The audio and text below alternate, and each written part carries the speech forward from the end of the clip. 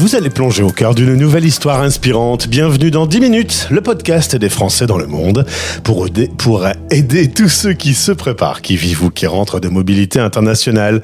Je suis Gauthier Seyss et j'ai le plaisir de passer 10 minutes avec Claudia Claudel. On parle des troubles d'apprentissage chez les plus jeunes. 10 minutes, le podcast des Français dans le monde. françaisdanslemonde.fr. Grâce à ce partenariat avec Expat Pro, je peux vous proposer de faire des rencontres avec des experts qui vont pouvoir vous accompagner dans votre mobilité internationale. Depuis le Maroc, on retrouve Claudia, qui fait partie donc de ce réseau Expat Pro. Bonjour, bienvenue Claudia. Bonjour Gauthier et bienvenue à tous les auditeurs. Content de faire ta connaissance. D'ailleurs, on va rentrer un peu dans ton parcours d'expat pour mieux te connaître et zoomer sur ton activité qui s'appelle, je l'ai noté quelque part, mais je ne sais plus où c'est, Sparks and Minds. Voilà. Très bien, le mec a bien fait ses devoirs, mais on a beaucoup parlé avant d'enregistrer et j'ai pris des notes partout. C'est un truc de fou. Peut-être de ma part. Tu es bavarde, hein, Claudia. Je suis passionnée par ce que je fais. J'ai vu ça. Alors, on va commencer par le début. Tu es né à Strasbourg. Tu vas faire des études de commerce international, mais très vite, tu vas te dire, c'est pas le bon chemin. Hein. C'était trop administratif, ça t'a pas plu. Non, du tout. Résultat, changement de destination, gestion en hôtellerie-restauration. Tu vas ensuite rentrer dans ce domaine, mais au bout d'un certain temps, un peu de lassitude. Résultat, tu as eu l'occasion de passer du côté formation. Tu vas entrer à l'INSEAD. Tu vas former des cadres en région parisienne. Et puis la vie va mener son cours. Un conjoint, un pax, un mari, et puis 2 filles qui vont arriver dans la foulée.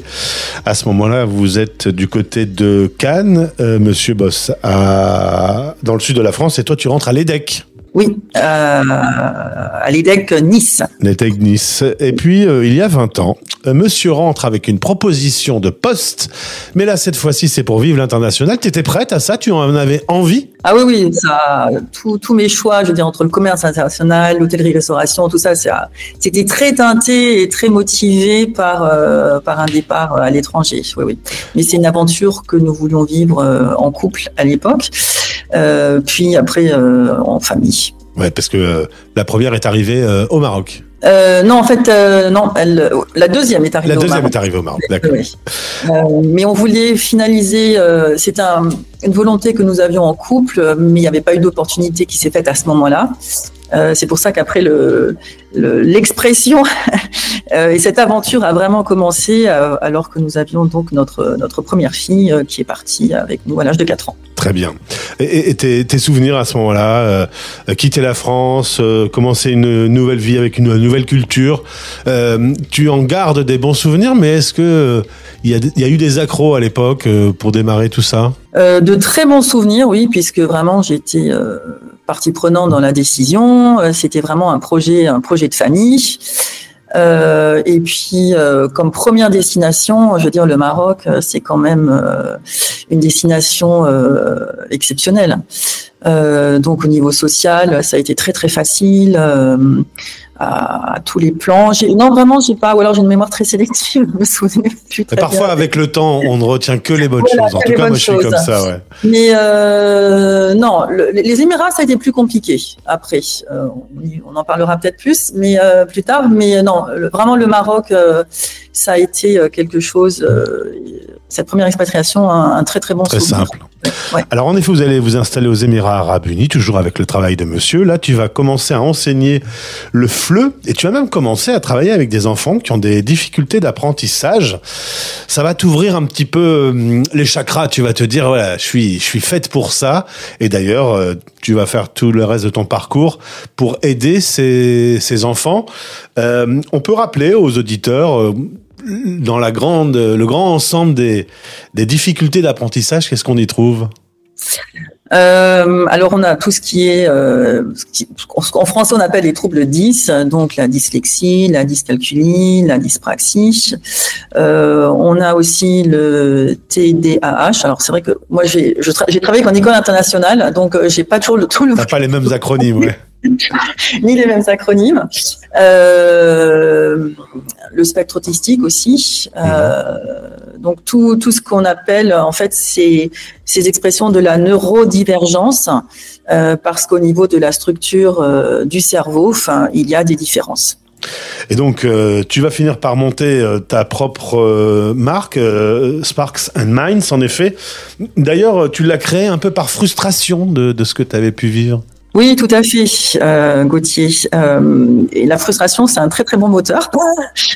En se disant, je n'apporte pas ce que j'aimerais apporter. Je vois que ce que j'apporte dans le cadre scolaire, c'est bien, mais c'est pas suffisant. Et ces enfants, ces familles mettent beaucoup d'énergie, beaucoup de bonne volonté à essayer de gérer ce trouble de l'apprentissage, mais avec quelquefois des progrès qui sont très très limités, qui sont très démotivants, très décourageants, et à nouveau pas seulement pour les enfants, mais pour les parents également.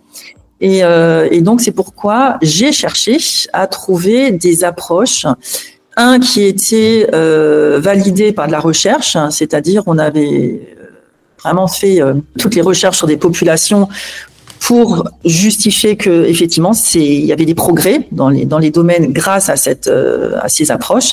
Donc pour moi ça c'était un point vraiment vraiment important, en travaillant d'une partie soit sur le cerveau, soit sur le corps. Mais ça venait de mes observations et de ma frustration non, il manque quelque chose. Et comme je l'ai souligné dans nos échanges précédents, c'est souvent un maillon entre l'école et le monde médical et paramédical. Souvent, pour certains parents, c'est un trop grand pas d'aller sur des professionnels de santé, ouais, parce que ça fait peur. Voilà. Et les parents, donc, je me suis dit qu'il fallait quelque chose entre deux, c'est ça. Parce que voilà, se dire, il y a un souci avec mon gamin, notamment tu disais au moment des devoirs. C'est souvent le moment où on repère les devoirs à la maison, ça passe pas, il y a des engueulades, des claquements de porte, etc. Pour le parent, dire, on va se tourner vers un psy, c'est peut-être un grand pas. Toi, t'es la solution intermédiaire un peu. Alors évidemment, d'abord c'est l'école, mais souvent, dans la plupart des cas, l'enfant fonctionne à peu près à l'école, donc l'enseignant va dire non, pour moi tout va bien. Et c'est là qu'il y a un petit décalage entre la perception du parent et la perception de l'enseignant qui est justifiée. Et puis l'enseignant, lui, va comparer à un groupe qu'il a en face de lui. C'est ça. Je vais dire non, il n'y a pas de difficulté particulière parce que l'enseignant, lui, il en a peut-être effectivement 2, 3, 4 qui ont d'énormes difficultés. Donc, il va relativiser en disant non, ça va. Alors, Claudia, tu me disais, le trouble d'apprentissage, c'est un peu comme si le cerveau n'est pas un bon bol, mais un peu une passoire. Oui. Résultat, on donne de l'information, mais l'information disparaît quasiment aussi vite. Donc, oui, le tout, c'est de travailler justement pour transformer cette passoire. Exactement. Et donc, c'est de travailler, d'utiliser ce que le cerveau présente en neuroplasticité, c'est-à-dire la capacité du cerveau à se modifier en fonction de ce qui se passe dans l'environnement.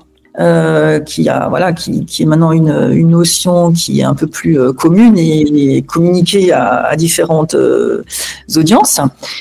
Et donc, c'est de travailler sur cette capacité de neuroplasticité, parce qu'avant, t'as tes problèmes dans tel domaine, t'as peu de mémoire, puis c'est tout. Non, la mémoire, ça va pouvoir se travailler. La mémoire de travail va pouvoir se travailler. La vitesse de traitement de l'information va pouvoir se travailler et on va pouvoir devenir meilleur dans ça. Avant, c'était acté. Voilà. Tant pis. Ça.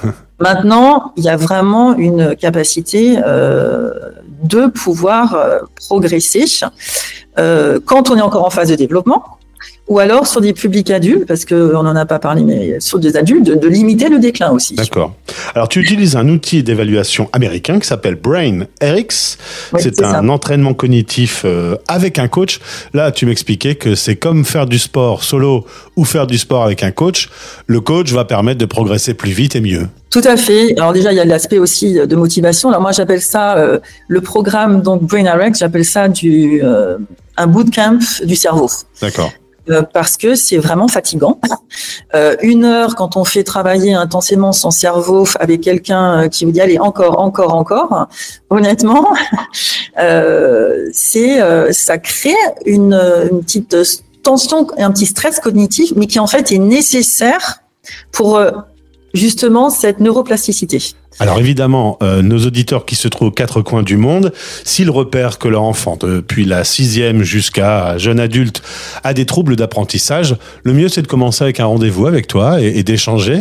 Voilà, donc notamment ces parents qui n'ont pas envie de se tourner tout de suite vers un psychologue scolaire.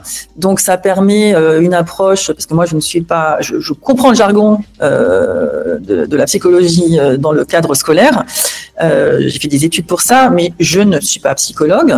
Je me prétends pas, je ne veux pas me fâcher avec nos amis psychologues. Ça permet en fait cette étape intermédiaire. Et moi, je ne me concentre que sur les compétences dont on a besoin pour apprendre. Alors, en l'occurrence, il y a un site web que vous pouvez trouver dans le texte de ce podcast. Vous pouvez entrer en contact avec Claudia. Et Claudia, nous sommes aussi avec Expat Pro au cœur d'un dossier spécial sur les ados et l'expatriation. Si tu veux bien, dans un second podcast, on fera un zoom spécifique sur cette période du collège où il y a parfois des messages qui sont envoyés d'ailleurs par l'ado. Pour en savoir plus sur le travail de Claudia Claudel, eh bien, découvrez son site web. Merci beaucoup. Pour terminer sur ta carrière, tu es revenu t'installer au Maroc après la période Émirats arabes que tu n'as pas beaucoup apprécié visiblement. Par contre, là, la vie à Rabat, tu es dans la capitale, elle est douce, tu m'as dit, la vie est agréable. Ah bah oui. Alors, c'est pas non plus, je suis pas non plus traumatisée par les 14 ans aux Émirats. J'ai beaucoup appris, ça m'a permis de faire des expériences professionnelles, d'avoir des opportunités professionnelles que j'aurais certainement jamais eues par ailleurs. Je parlais plus au niveau culturel, cette transition finalement qui est pas simple dans un pays où 10% de la population locale donc est minoritaire et donc la moitié de la population est plutôt d'origine indienne. Donc enfin c'est un peu je trouve c'est plus difficile à naviguer sur le plan de l'intégration culturelle qu'un pays comme le Maroc qui a une présence et une identité culturelle très très forte, mais donc on sait à quoi on s'intègre en fait. Et là, on est le 21 janvier 2025, au moment où on enregistre ce podcast. Je te vois avec un pull bien chaud. Je ne savais pas qu'il faisait un hiver parfois un peu frais quand même. Hein. Je pensais qu'il faisait plutôt chaud tout le temps. Non, l'hiver est un peu frais. Bah, en fait, ce pays est très drôle parce qu'en fait, on s'habille pour aller à l'intérieur et on a tendance à enlever des couches pour aller... Ah ouais, en extérieur. En extérieur, oui, c'est l'inverse. Eh bien, en tout cas, merci pour cette présentation. Merci infiniment, Gauthier. Tu rentres dans cette grande galerie des experts d'Expat Pro. À très vite. À très vite, Gauthier. Au revoir. Français dans le monde. Vous écoutez La Voix des expats.